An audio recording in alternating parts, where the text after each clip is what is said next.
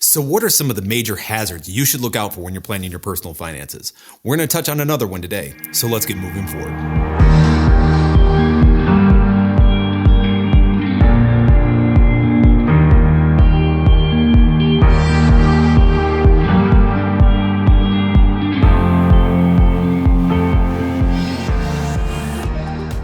Hey everyone, welcome to the Plan Ranger, where our goal is to provide you with informed insights and a reasonable approach for managing your personal finances. So about a month and a half ago, we got a question in, which is, what are some of the biggest mistakes that people make when they're managing their finances? In particular, looking at their habits. And there's a lot of information out there covering those types of things. And actually, we're probably going to move on to that pretty soon after hazards here. But we thought we'd look first at one of the things that's not talked about, which is the hazards, the things that are out there that you should keep an eye out for that can throw you off course, that can get in the way of you managing your finances the right way, that are not related to you and your actions in particular. Today's hazard is one that kind of falls in the middle, though. It's both a hazard and a habit. We'll kind of touch on each side of this here, but today's hazard is oversimplification, which is basically this, there's this trend out there. You look at videos, books, all the information's out there.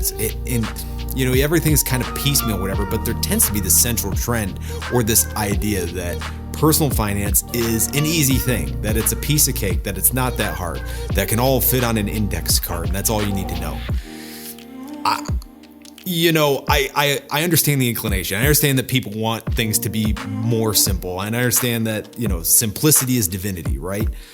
The problem is that personal finance is extremely complicated. There's a lot to it. If you took one person and could sit them down and say, okay, tell me everything about your life, somebody who's qualified that knows what they're doing, a CPA, CFA, CFP, a good financial professional could probably take that person and say, okay, here's a checklist of, 4, 5, 6, 7 things that you need to do to make things better in your personal financial life.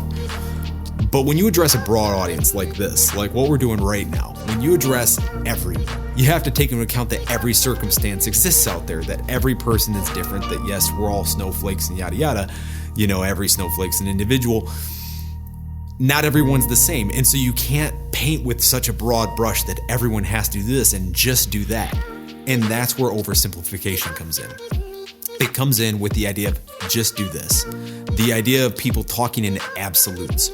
Always and never and everyone and nobody.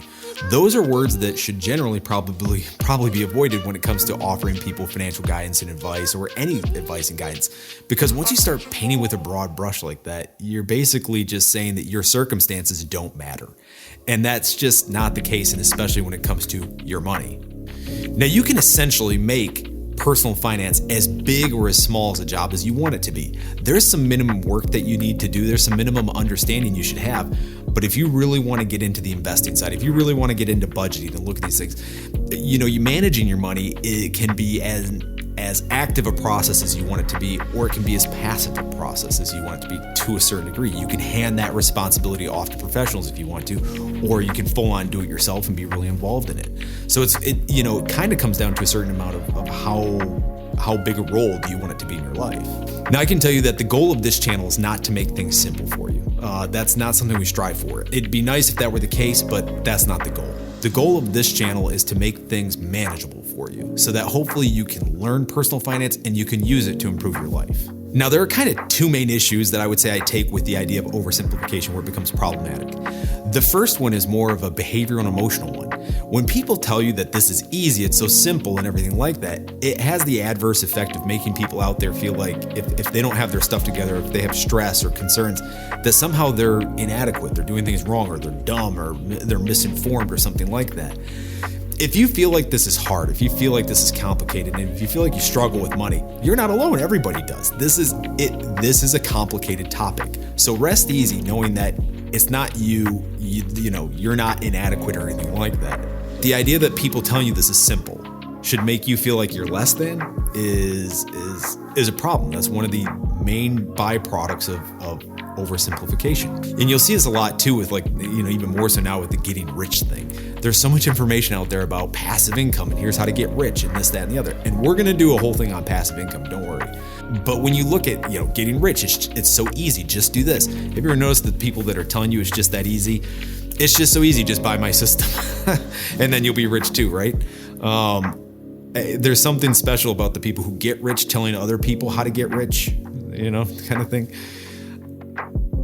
I always think back when you see like, a video or read a book or something like that, watch a movie where it shows people in the past, and let's say the 60s, the 1900s, the 1800s, where there's always been kind of snake oil salesmen, the people that roll into town and here's how you do it. Here's how you fix this. Just buy this.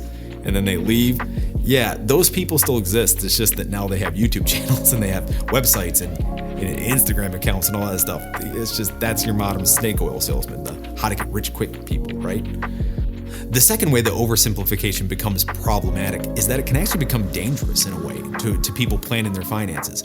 So let's take the proverbial 12%. Now, if you remember in a previous hazard video that we did, bad information, we talked about the 12% rule and okay, if you miscalculated things. And if you haven't seen that video, we'll put a link, up above here. But there's this idea out there that your average investor, your normal person, should plan on getting 12% as a rate of return. Some sources put that information out there and they embrace it as, yes, this is an acceptable rate of return for you to use to plan. Personally, I take issue with that personally and professionally, I guess. I would never tell a client to plan on 12%. To me, it's beyond wild.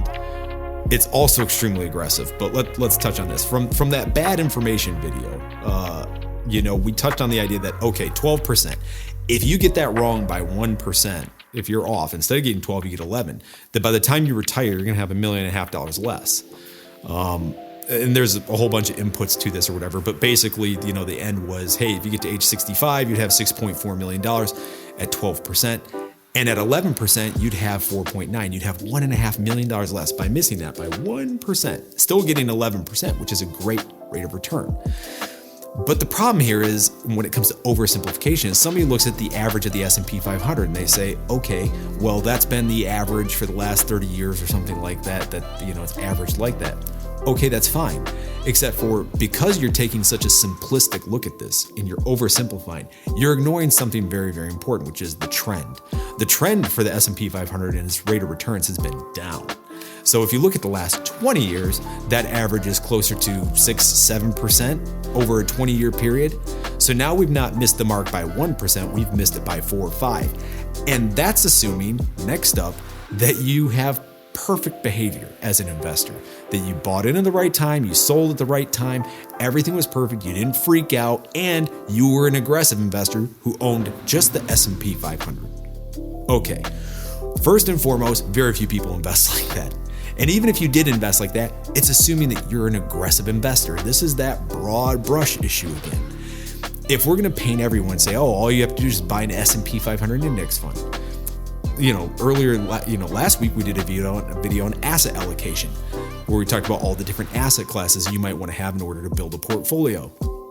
The S&P 500 would be just one asset class, basically. That's what we're talking about here. And lots of portfolios will have 6, 7, 8, 9, 10 different asset classes in them. So the S&P would just be one of those. So you're talking about just, okay, one asset class, one index fund, holding it perfectly, and that everything works out right. The next thing that oversimplification ignores is the effective sequence of returns. Now, that's a complicated topic in and of itself. Don't worry if you've never heard of it before, don't worry. Just know this, that when you go to retire, when you go to start taking distributions from whatever portfolio or nest egg you have, the order of which returns occur. So in year 1, year 2, year 3, if it's 12% up, 12% down, and then flat, or let's say up 5%, the order in which those returns occur matters greatly. If you would have retired in 2008, when the market was down, let's say 35, 40%, and your portfolio had taken a hit, if you'd retired that year and started taking money out of your account that year, you literally would have shaved years off of the viable lifespan of your portfolio, right? Just because you're selling, quote unquote, selling when the market is down so much. And especially if you'd been in just the S&P 500 index fund, it might have been even worse than that.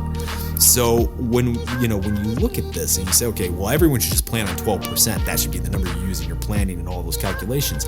That is a really gross oversimplification that can really cause people financial harm, especially when it comes to managing their expectations and how they should be looking at things. finally, within that point, what if you're not an aggressive investor? Your money should be secondary in your life. It shouldn't be the primary focus. At least in my view, for most people, money shouldn't be the thing you spend your life working for and focused on. It should be like a backup actor on stage or something like that. It's just be there to support whatever the lead is, whatever that purpose is in your life, right? So when you think about the idea that, okay, if I'm not an aggressive investor, if I'm more moderate or more conservative, because the markets make me nervous, I don't like the wild swings, that's all okay. If that's who you are, more power to you. As long as you understand the trade-offs that you have to make, you're fine there. But when you look at the idea that, okay, I'm gonna, because of this 12%, I have to be an aggressive investor. Now I can't sleep at night. That's a problem. If it's going to affect how you live your life and your ability to function as a person, as a spouse, as a parent, as a friend, family member, whatever, because you can't sleep, and that's a problem. And again, that's all stemming from oversimplification. Where oversimplification becomes a little bit of a habit, the burden does rely on you just a little bit here. So it's a hazard, but this also converts over to a habit because it asks the question, what information are you looking for and where are you turning for your information? If you're looking for easy answers, then this is what you're going to get. You're going to get this kind of potentially dangerous, harmful information that's going to mislead you, right? You're going to end up walking down a path you don't want to be heading down. So when it comes to the idea that, okay, where should I turn? Reach for more. Reach for the more complicated answers. And I hate to say, you have to kind of avoid the sex appeal a little bit of some things and the idea of, trying to be rich. And, chances are, the simple answer when you see it. And especially if they tell you, made easy, made simple. If you want to look at that information, more information almost never hurts. Just don't stop there. Reach for more. And I think that by doing that, but if we're all a little bit better at reaching for more when it comes to information, we're going to build a better system too. That information, the information that provides greater detail, greater nuance, that looks at it in a more realistic light, is going to rise to the surface, and all of the other clickbait information is going to go down. I was listening to a podcast recently where somebody was talking about the idea of, can you learn things on YouTube? Can you learn things on something like this? And this guy was coming at it from a perspective of, no, you can't. Because as a teacher, there are things, and I understand this completely because, I think we all kind of feel the same way, where it comes down to a question of, there are things you need to know that you're not going to search for. There are things you need to know that are not popular, and they're not sexy, and they're not fun, but you need to know them. And so, for teachers in an environment, anybody who's trying to educate in an environment like YouTube, it's clickbait or die. It's put this information out there that people will click on. Otherwise, if you just put out if we just put out there, hey, basics of insurance, you're probably not going to click on that. You need to understand it. It's wildly important to how you live your life, whether you know it or not, but you're probably not going to click on it, so you're never going to know. It's not sexy like how to get rich in the stock market. Stock market crash 2021 coming up.